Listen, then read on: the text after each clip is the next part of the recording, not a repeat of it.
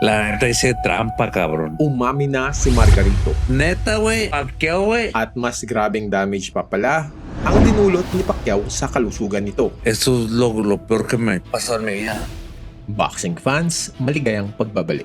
Kung sa tingin nyo, binasag lang ni Pacman ang mukha ni Margarito, maling-mali kayo. Sa loob ng 16 na taon, itinago ni Margarito ito at ngayon lang masisilayan ang totoo. Mula sa pot niya kay Cotto, magpasa hanggang ngayon, hanggang sa pagsisisi niya sa panlalait niya sa sakit ni Roach, at kung sino nga ba ang mas malapit sa puso niya, si Pacquiao ba o si Marquez. Bubuksan ni Margarito ang mga mahihiwagang lihim ngayong araw na to. Mahigit 10 taon na ang nakakalipas mula sa kontrobersyal na rematch ni Cotto at Margarito. Nag-move on na ba siya?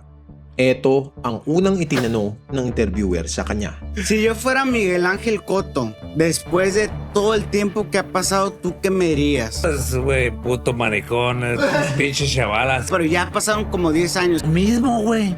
O sea, lo mismo, güey. O sea, es puto Diga, maricón, güey. Nagliliyab pa rin ang puot at galit ni Margarito kahit ngayon. Dahil nga sa tingin nito, wala itong ginawang mali at malinis na panalo ang nakamit niya kay Cotto noong unang laban at may aaminin nito sa kalagayan niya nung nag-rematch sila ni Cotto na ngayon nyo lang malalaman. La neta hice trampa, cabrón. Teka, ano itong sinasabi niyang nandaya siya? La neta, güey, yo a Cotto mi segunda pelea, yo lo peleé solamente con un ojo, güey. Yo no veía el otro ojo. Ito ang unang pagkakataon, inaming ni Margarito na bulag siya sa kabilang mata.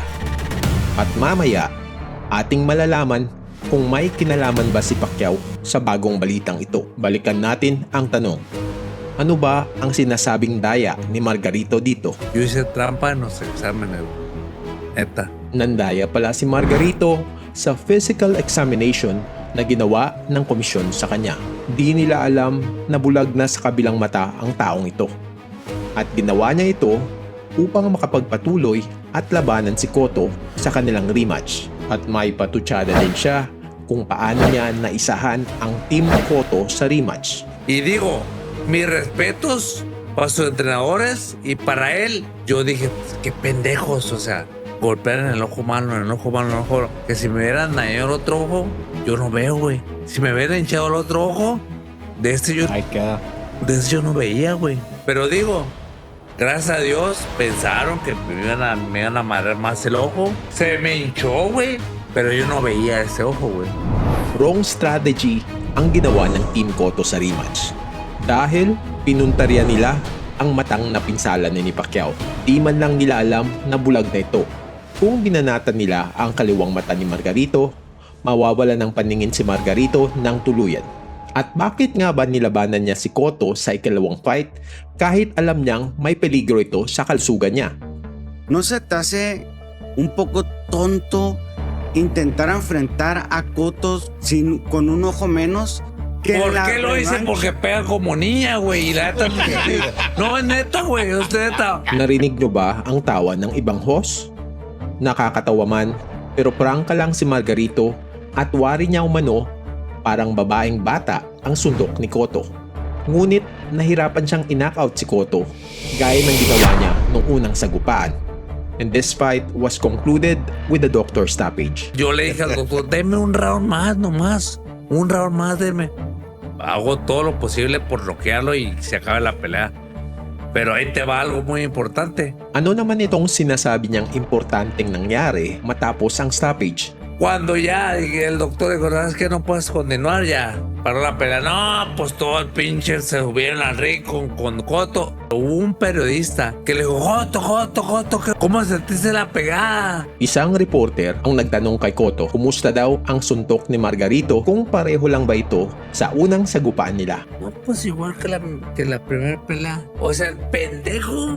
Lógicamente, ¿cómo igual la pelea? Pues entonces, ¿qué traía yo? Entonces... At ang sagot ni Cotto, pareho lang daw nung unang laban. Dito nagtaka si Margarito kung pareho lang ang lakas ng suntok sa ikalawang laban at unang laban. Paanong nangyaring sinasabi nilang nandaya si Margarito na may dalang plaster sa loob ng gloves niya? Margarito grinning like a jack-o'-lantern as Cotto tries to do surgery on his face. At may isa pang kontrobersiya na gustong linawin ni Margarito. Ang pangungutya niya kay Freddie Roach sa sakit nitong Parkinson's disease.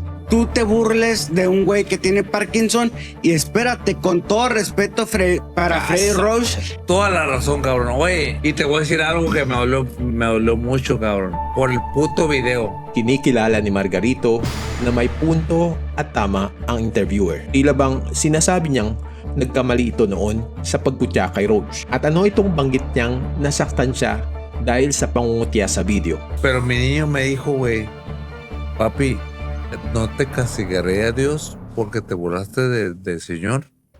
A la riata, güey. Tinanong si Margarito ng anak niya, hindi ba daw posibleng karma ang nangyari dahil sa panlalait nito kay Roach? Isang mabigat na tanong na tumagos sa puso ni Margarito. Ngunit, imbes na damayan siya, ito ang reaksyon ng mga interviewer niya. No.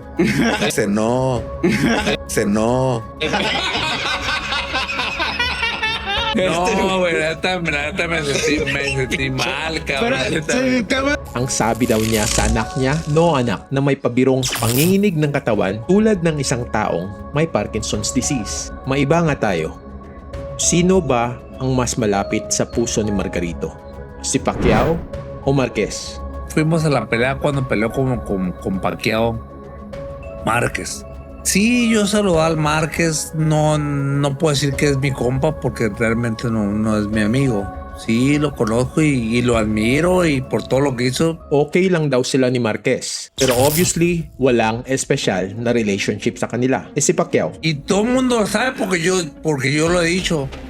Pacquiao es un arma de Dios, güey. Es un peleador bueno, cabrón. Y la neta, y soy mexicano, cabrón. Pero yo quería esa pelea. Que Pacquiao agarrara esa pelea con Márquez. Gusto raw niya manalo si Pacquiao noon sa fight nila ni Marquez. E ano ang reaksyon ni Margarito noon dito? Yo me agüité tanto, güey. Cuando lo noqueó, güey. A ver, yo me asusté porque qué pedo, o sea, porque sí le puso.